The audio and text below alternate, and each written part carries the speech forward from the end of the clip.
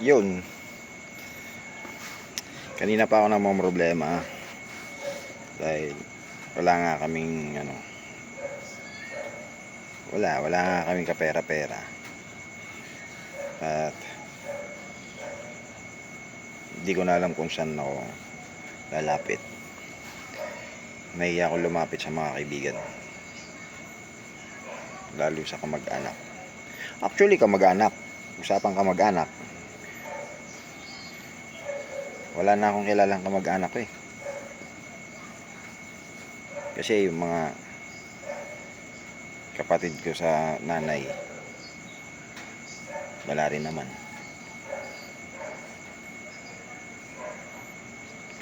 Naghihikaos din sa buhay.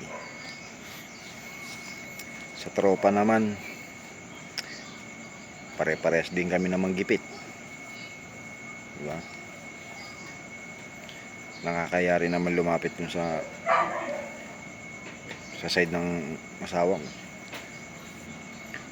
So wala nga talaga.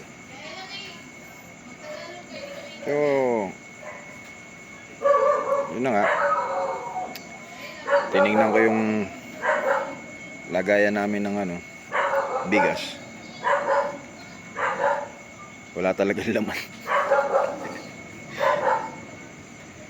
Sabi ko kahit bigas lang sana, basta may maisaing. Buti na lang meron tayong isang kaibigan dyan na pinairam ako ng kalahating kaban bigas.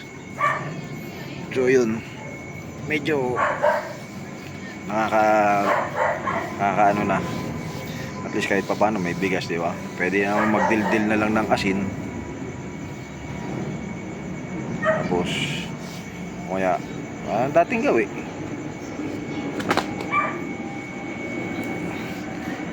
Dating gawi, toyo mantika.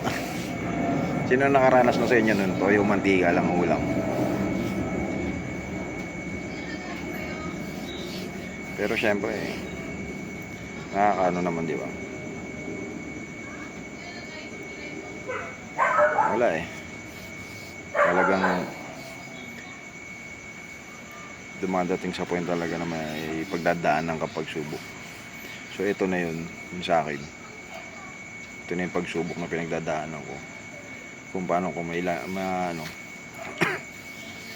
malalagpasan to. So yun.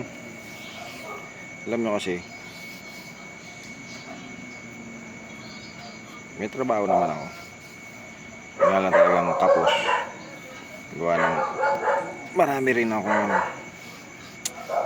utang. Wala naman tao rito sa Pilipinas siguro na walang utang. Ultimo pagkapanganak mo may utang ka na. Kaya yun, tiis-tiis lang. Pero sa ngayon, ngayong gabi, at least kahit papaano nakadiskarte ako ng bigas, di ba? So tiis-tiis na lang. Ngayon, bukas papasok ako ng trabaho. Tapos bahala